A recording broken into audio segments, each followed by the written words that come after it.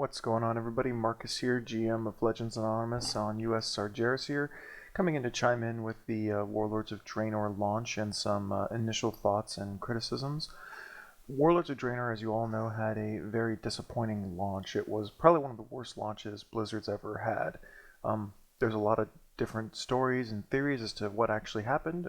I honestly think that the underlying story is a lot of people wanted to come back and play this game. I think there was a rumor that over 1 million new or recent or long deactivated accounts had been reactivated for Warlords of Draenor. My guild, Legends Anonymous, is a guild of lots of players that are returning for Warlords that may not have played since, some haven't played since BC. And I think that's kind of what the issue is. Not going into that too in depth, I wanted to give my first initial thoughts of Warlords of Draenor. And I'm going to go ahead and give you a clip here of Bloodmaul Slagmines, my first run, and my first ding to 91. So, questing through Warlords of Draenor is a very good experience, in my opinion. You first go in through the Tanan jungle, and you do the quest lines there, and those quest lines are incredible. They have a lot of cinematics, you get introduced to a lot of the characters, and you really get kind of knee-deep into the storylines. Those I couldn't post those cinematics. YouTube kept banning my videos, but what was going on is the Tanan jungle was just all things awesome. It was just a great questing experience. And once we get to Shadowmoon had some good quests, and it's easy to follow the storylines. They lay out the chapters for you in the quest logs and things of that nature. You get knee deep into the Urel storyline, and you talk to Murad and Khadgar a lot. So there's a lot of good storylines in those quests.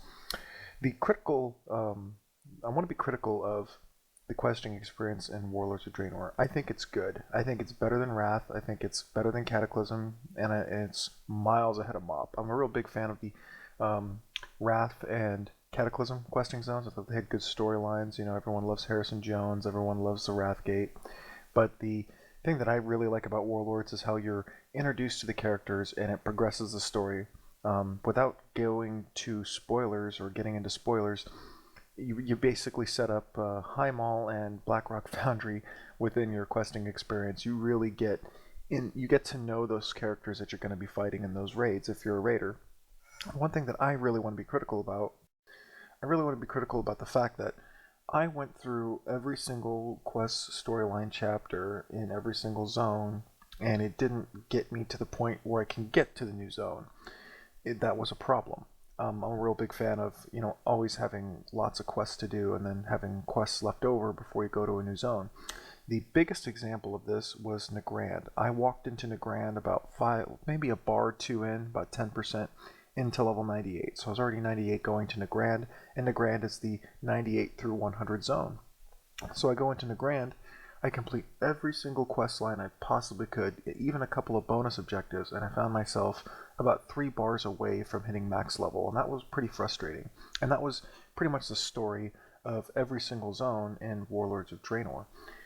There's not enough quests, and I think that's a problem. Even though the quest lines are great, it just doesn't seem like the questing experience seems like they kind of short shot themselves. They kind of blew their wad on all these really great quest storylines that there just wasn't enough quests to fill your XP bar. I think that'll change once you get some rest experience or maybe do some dungeons, but dungeon grinding does not level you very well. You might get a bar or two, like it's not like it was in previous expansions. The dungeons I've only done 2. I've done Bloodmaul Slagmines and I've done Iron Docks, and you're watching Bloodmaul right now. Bloodmaul Slagmines, it's decent, it's a cool dungeon. Iron Docks, it's pretty cool. There's nothing too special about it. They're all kind of flat path trajectories. It's just one big flat area that they built this area on. So I wasn't too, it wasn't mind blowing, but it was definitely something different. And I like 5-man dungeons. I really enjoy the 5-man content, so it was definitely new and refreshing. One of the things that I really enjoyed about the new 5-mans is really testing out my character's spec, and I play a Protection Warrior as my main, and Protection Warriors are in a really good place right now. It's easy to get rage, it's easy to keep your mitigation up, they're just in a really good spot right now. So Protection Warriors are in a good spot, but overall the Warlords of Draenor launch, I think it's going to be a great expansion. A lot of my guild members are really enjoying the content. immersive. You get sucked in, and I couldn't stop playing until I got to 100. I really wanted to hit 100, but the storylines and quests are really good. And when you get to one of those big, there's a lot of those solo scenario quest lines, which I think are great. Once you get to the end of one of those, there's always a really great plot point to the story. There's always a twist or turn coming in. So it almost feels like you're getting told this really great story as you're questing, and you're kind of seeing the after effects of it. Excuse me. And it's just one of those quest experiences that I really enjoyed. But to be critical, there's only a few zones. There's only a few zones.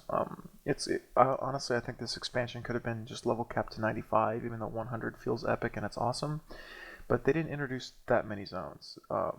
Each zone gets you a few levels each, and I made the mistake of leaving Shadow Moon at level 92. So if you're watching this, do not leave Shadow Moon until you're at least 93.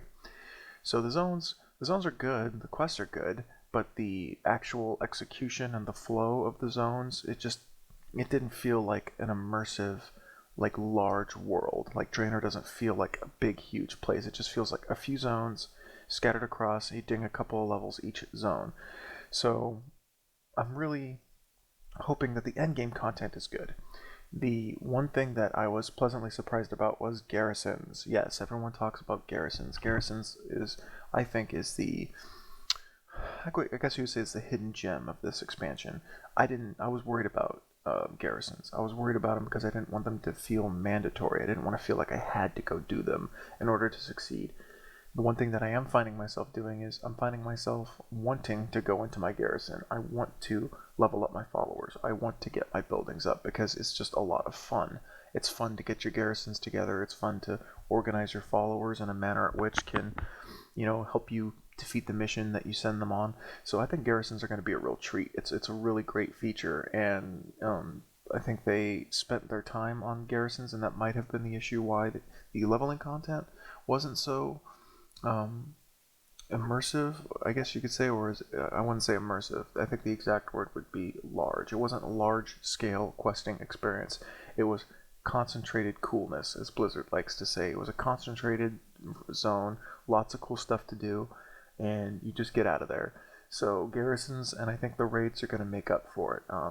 With Kargath getting introduced right away into Tanan Jungle, he's the first boss of Highmaul. Everyone should know who he is now, and everyone should know why they're getting into Highmaul. Same thing with Blackrock Foundry. You get introduced to Blackhand in the Talador questline, and there's a real big event that happens with Blackhand and Talador that I won't spoil for you just yet. But it's really great that we already know who the characters are and why we're fighting them. That was the problem in Mists of Pandaria, was I quested through all the zones, and I had no idea why we were in Mogashan Vaults. I had no idea why we're fighting these bugs in Heart of Fear. Even though I did do the Dread Waste quest lines, I wasn't really paying attention to them, and they didn't immerse you in the quest lines. They didn't show you, why the Mantid are doing what they're doing and why you're going into Heart of Fear. So I think that with Warlords of Draenor, they've really kind of sucked you into their story. They've really done an excellent job sucking you into their story. The content is great. Garrisons are great.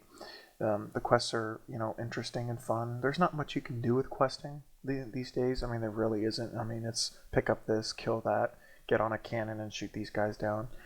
So overall, I would definitely say Warlords is an improvement over Mists of Pandaria, and probably lining up to be one of the best expansions in World of Warcraft.